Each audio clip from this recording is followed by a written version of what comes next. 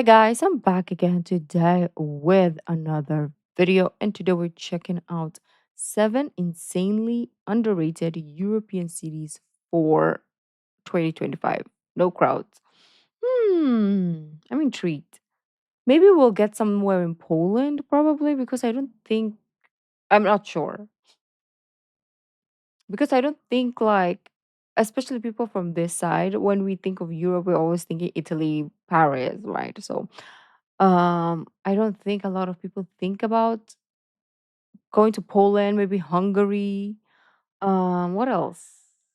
This is my guesses only, but I don't know. But those are my guess. What else? What else? Well, we will see. So before we do start, don't forget to subscribe, click the bell button, and let's find out. Year after year, European cities like Paris, Rome, and London are packed with London. travelers.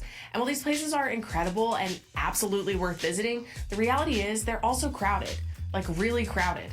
But Europe is huge, and there are plenty of other European destinations with just as much charm, history, and culture without the shoulder-to-shoulder crowds. So, in this video, we're breaking down 7 European cities where you can skip the massive crowds and still have an unforgettable trip.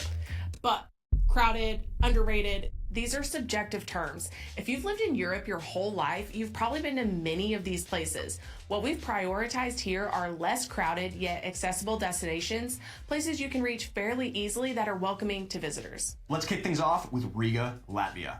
Oh, Riga is a stunning Baltic gem that blends Art Nouveau architecture, medieval charm, and a surprising cosmopolitan edge. Unlike the usual tourist hotspots, Riga still feels relaxed and easy to explore, especially outside the peak summer months.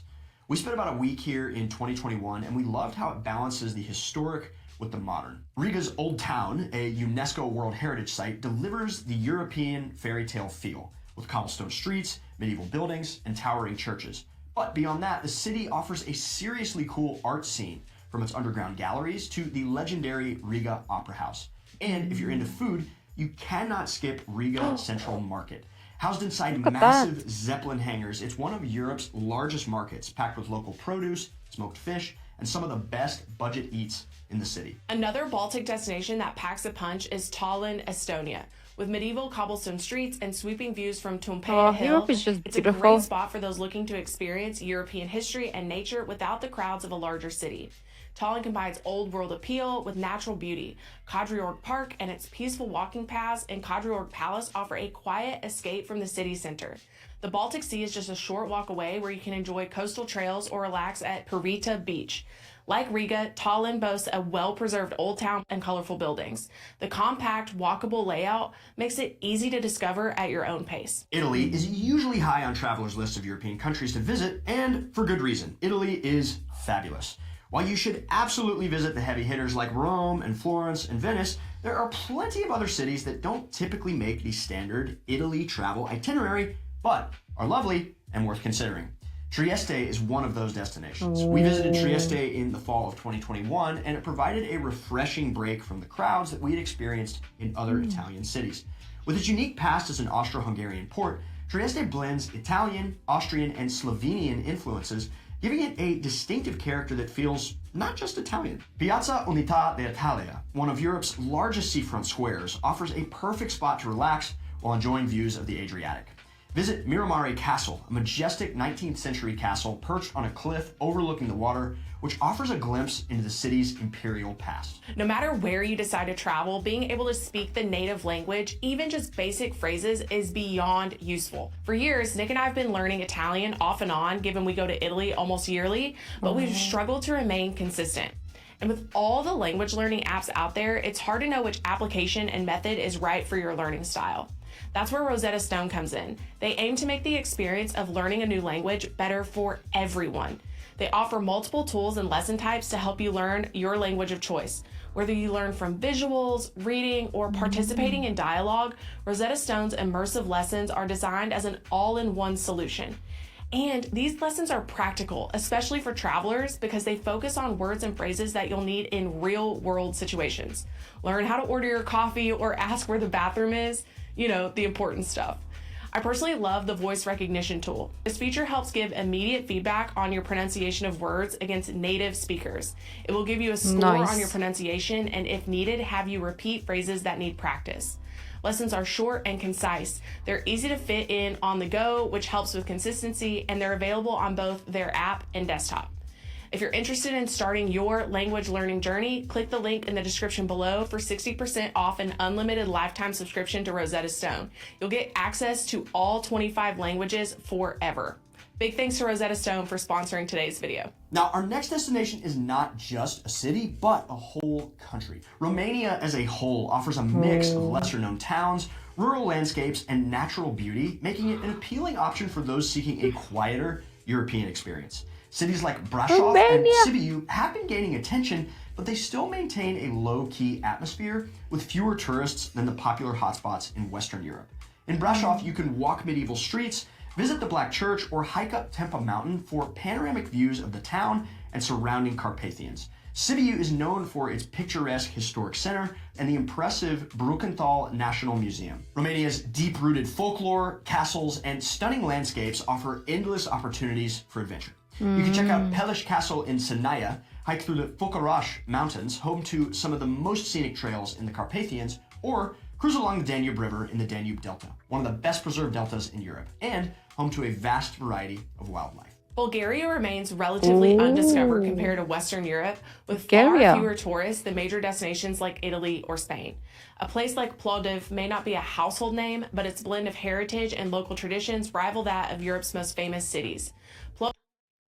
I would feel very like out of place. I feel like if I go this local, like I feel like who's this girl? Just you know, because you can feel how local it is. I don't know what word I can use. And just seeing like a tourist wander around, I'm like, are you okay? Are you lost?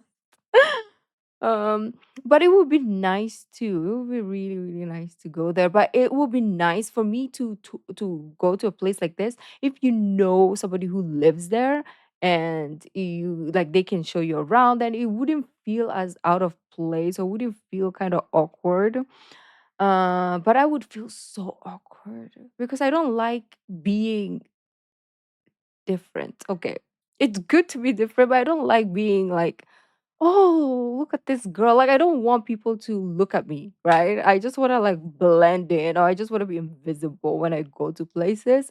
So if I'm like the only black person there, then everybody was like, is she fine? Is she okay? Does she need the help? Like, I don't want that attention. I just want to be left alone. Maybe that's why I really liked Korea because everybody didn't care like I was the human. So I just went about my merry way. Like you don't get a lot of stares. You probably will get stares but from foreigners, but not from others. Like Koreans, right? So so I'm thinking like it's gonna be awkward if I but I really want to go there too. What do you think? Do you think like places like this in Europe, people would like put attention on you or not? If not, then I'm good to go.